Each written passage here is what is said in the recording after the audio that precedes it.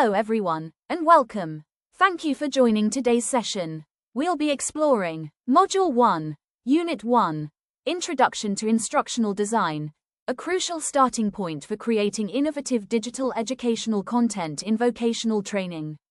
Over the next minutes, we'll unpack some powerful frameworks and real-world practices to help you design accessible, effective, and inclusive e-learning experiences.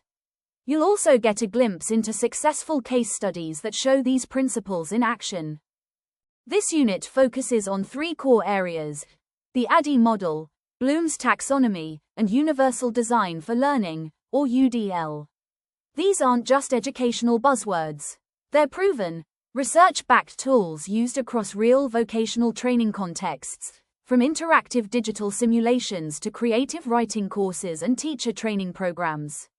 We'll look at how these tools ensure learning that is structured, learner-centered, and inclusive for all participants. Instructional design is more than just planning a course, it's the strategic heart of education. It ensures that digital and vocational learning is not only engaging and goal-driven, but also tailored to the specific needs of learners. As highlighted in recent research, strong instructional design can improve skills like critical thinking, motivation, and even creative writing, especially when rooted in systematic models like ADDIE. Let's begin with ADDIE: analysis, design, development, implementation, and evaluation. This model is foundational in e-learning and vocational education because of its clarity and flexibility. It's iterative, meaning you can revisit earlier phases as you refine your course. This adaptability is why it's used in everything from health training to the development of bilingual and technical education tools. Here's a visual snapshot of the ADDIE model. While it may appear linear, it's most powerful when used iteratively, where insights from one phase inform adjustments to others. A practical example of this is the Training and Mentoring Initiative conducted at Wahid Hassayam Junior High School in Malang, Indonesia. The goal was to enhance teachers' digital literacy skills for classroom application, using the ADDIE model as a guide. In the analysis phase, the team observed classroom dynamics and collected information directly from the teachers to identify their needs and digital skill gaps.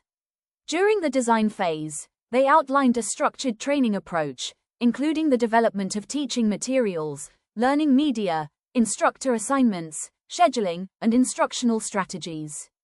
The development phase involved producing the actual learning modules and media based on the needs identified, tailored content that would be most useful in the teacher's day-to-day work. In the implementation phase, they prepared both the instructors and participants. Teachers were supported and oriented with the training tools and materials, ensuring a smooth rollout. The sessions were delivered interactively, allowing educators to practice and apply new digital skills in real time.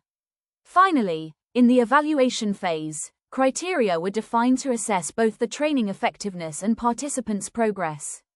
An appropriate evaluation tool was selected, and structured feedback was collected to measure outcomes and guide future improvements. This example illustrates the full cycle of ADDIE in action, how a structured, iterative approach can lead to meaningful professional development in vocational and school-based settings. During the analysis phase, you explore your learners' needs, prior knowledge, and goals. You assess available tools, digital environments, and even cultural or contextual constraints.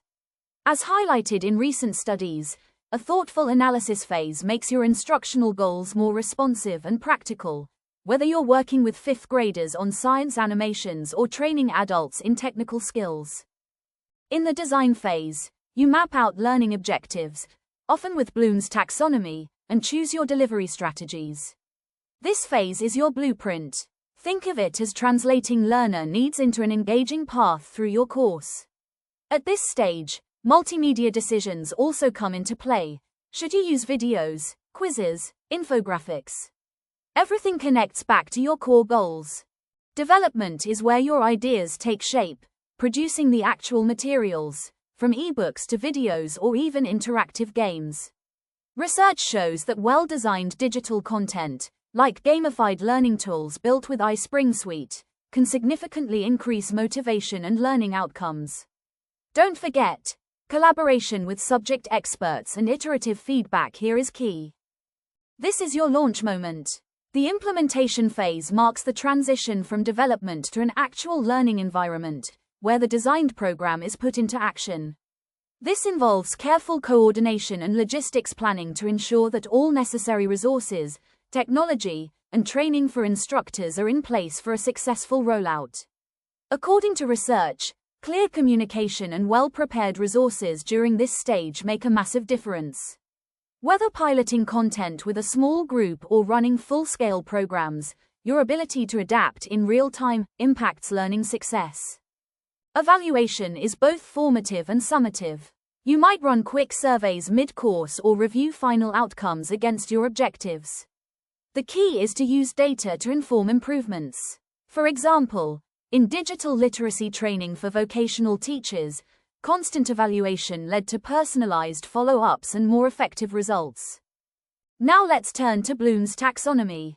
Originally developed by a group of educational psychologists led by Benjamin Bloom in 1956, this framework provides a structured approach to developing learning outcomes, assessments, and instructional strategies that enhance critical thinking and learning. The taxonomy comprises levels that range from lower-order thinking skills to higher-order cognitive processes, making it an essential tool in curriculum development across various educational disciplines. The revised version includes 6 levels: remembering, understanding, applying, analyzing, evaluating, and creating. These form a cognitive ladder, from knowledge retention to innovation. Studies show that applying Bloom's can boost students' engagement and critical thinking by ensuring activities match the level of challenge learners are ready for. The application of Bloom's taxonomy is significant not only in structuring educational goals but also in designing assessments and evaluating student performance. Several studies have underscored the necessity of using Bloom's taxonomy in developing assessments that cater to different cognitive levels. For instance, the taxonomy can be utilized to develop rubrics for assessing student work, ensuring that evaluation criteria reflect various levels of cognitive processes. This approach aids in guiding both instructor assessments and feedback mechanisms, fostering a cooperative learning environment. Bloom's taxonomy fits naturally into the ADDIE model, especially in the design and evaluation phases. It helps you craft objectives and assessments that are measurable and purposeful. This synergy is what turns theory into action, helping your content target real skills with real-world relevance. Let's now explore inclusivity. Universal Design for Learning, or UDL, is about designing learning from the start to meet everyone's needs, especially those who may face barriers. In vocational settings, UDL ensures that learners with different abilities or learning styles get equal opportunities to succeed. UDL emphasizes 3 principles: multiple means of engagement, representation, and expression. For example, you can let learners choose between watching a video, reading a transcript, or joining a discussion. Or you can let them demonstrate learning through a project, reflection, or digital portfolio.